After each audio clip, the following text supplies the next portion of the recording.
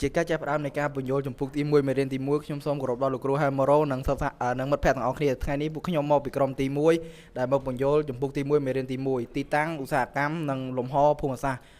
ខ្ញុំនឹងឲ្យមិត្តភ័ក្តិរបស់ខ្ញុំបញ្យល់ទីតាំងឧស្សាហកម្មនិងលំហភូមិសាស្ត្រតើឧស្សាហកម្មជាអ្វីឧស្សាហកម្មជាផ្នែកកណ្ដៅមួយនៃសេដ្ឋកិច្ចនិងជាសូចនាករអង្គទីកតើដ៏សំខាន់ដែលបង្ហាញឲ្យឃើញពីកម្រិតអភិវឌ្ឍសេដ្ឋកិច្ច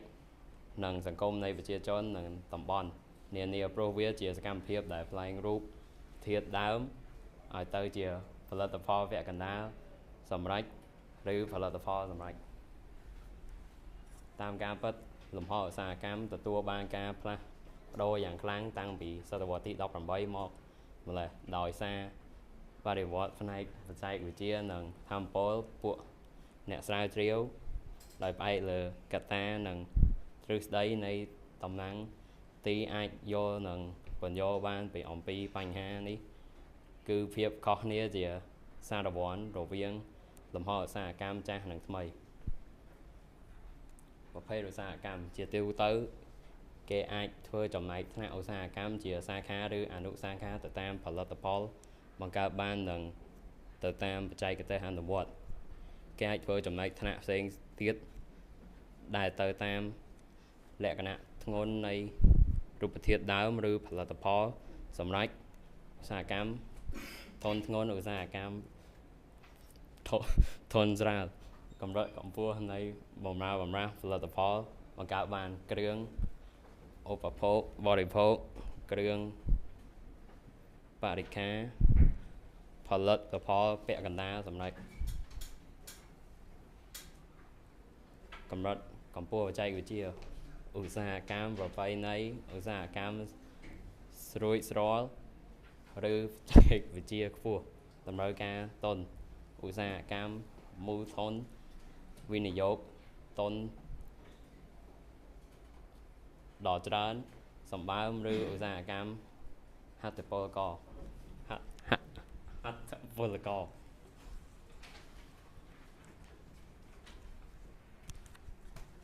ទម្ងន់ឧស្សាហកម្មនៅក្នុងសេដ្ឋកិច្ចនៅក្នុងសេដ្ឋកិច្ចអស់រយៈពេលជាច្រើនសតវត្សមកឧស្សាហកម្មមានលក្ខណៈជាគ្រួសារមនុស្សម្នាក់អាចជាកសិករផងជាងឈើជាងកំបោរនិងអ្នកតម្បាញផងបន្ទាប់មកក៏បានផ្លាយទៅជាកសិកម្មដែលមនុស្សធ្វើការដោយប្រើឧបករណ៍សាមញ្ញមានជំនួយពីកម្មករអាចផលិតវត្ថុមួយឬច្រើនប្រភេទបាននៅកន្លែងនេះគេមានចង់មានន័យថាពីដំបូងគេគ្រាន់តែចាប់ផ្ដើមជាមុខរបរតូចមួយដូចជាជាងឈើឬក៏ធ្វើអីមួយដែលគ្រាន់តែសម្រាប់គ្រប់គ្រងគ្រួសារបន្ទាប់មកគេក៏បានផលិតទៅជារោងចក្រដែលមានកម្មករធ្វើដើម្បីមានកម្រៃចិញ្ចឹមគ្រួសារបាននៅសតវត្សទី19និងដើមសតវត្សទី20លក្ខខណ្ឌមួយចំនួនបានរួមចំណែកធ្វើឲ្យមានការរីកលូតលាស់ផ្នែកឧស្សាហកម្មដូចជាកំណើនតម្រូវការរបស់របរប្រើប្រាស់ក្នុងពិភពលោកដែលជំរុញឲ្យមានវិនិយោគទុនកាន់តែច្រើនឡើងនៅសតវត្សទី20ប្រទេសទាំងឡាយបានរិះរកគ្រប់មធ្យោបាយជំរុញផ្នែកឧស្សាហកម្មដែលជាគន្លឹះសម្រាប់អភិវឌ្ឍសង្គមសេដ្ឋកិច្ចជាតិនៅក្នុងចំណុចនេះគេចង់មានន័យថានៅដើមសតវត្សទី19និង20ការរីកលូតលាស់នៃឧស្សាហកម្មមានការរីករាលដាលឡើងខ្លាំងដែលជាតម្រូវការធ្វើឲ្យមានកម្រៃច្រើននិងមានការវិនិយោគទុនច្រើននៅសតវត្សទី20គ្រប់ប្រទេសទាំងអស់បានជំរុញនៃការប្រើប្រាស់មធ្យោបាយដើម្បីធ្វើឲ្យដើម្បីឲ្យឧស្សាហកម្មមានការរីកលូតលាស់សម្រាប់ឲ្យសេដ្ឋកិច្ចជាតិរីកចម្រើនប្រទេសលោកខាងលិចដែលមានភាពចំណាស់ខាងផ្នែកឧស្សាហកម្មបានខិតខំរកភាពឈានមុខខាងផ្នែកបច្ចេកវិទ្យារបស់ខ្លួននិងខំរៀបចំឧស្សាហកម្មនៅលើលំហផែនដីរបស់ខ្លួនឲ្យបានកាន់តែប្រសើរឡើង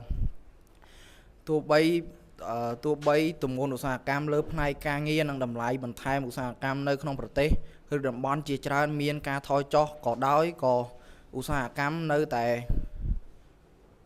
ជាសកម្មភាពសំខាន់នៃជីវិត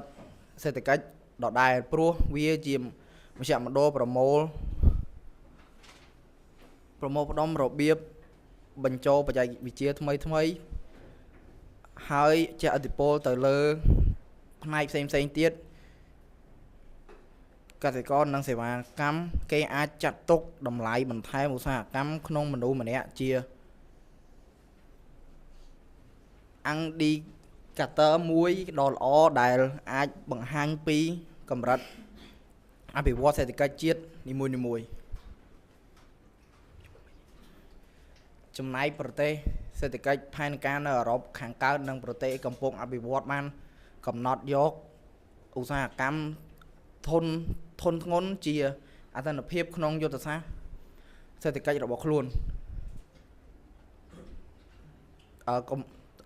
កំហុសចុះនៃទម្ងន់ឧស្សាហកម្មជាលទ្ធផលបានមកពីការវិវត្តបច្ចេកវិទ្យាក្នុងពេលថ្មីនេះដែលបានកាត់បន្ថយចំនួនកម្មករអស់មួយចំនួនធំហើយបានបម្រើការងារចំនួនកាន់តែច្រើននៅចំណុចនេះគេចង់មានន័យថាប្រទេសកាន់អភិវឌ្ឍធ្វើឲ្យកម្មករលែងមានការងារធ្វើដោយសារតែគេបានផលិតនៅម៉ាស៊ីនសម្រាប់ធ្វើឧស្សាហកម្មដោយយើងមិនចាំបាច់ប្រើប្រាស់កម្លាំងមនុស្សច្រើនដូចមុនជាចុងក្រោយខ្ញុំសូមអរគុណនៃការស្ដាប់អរគុណ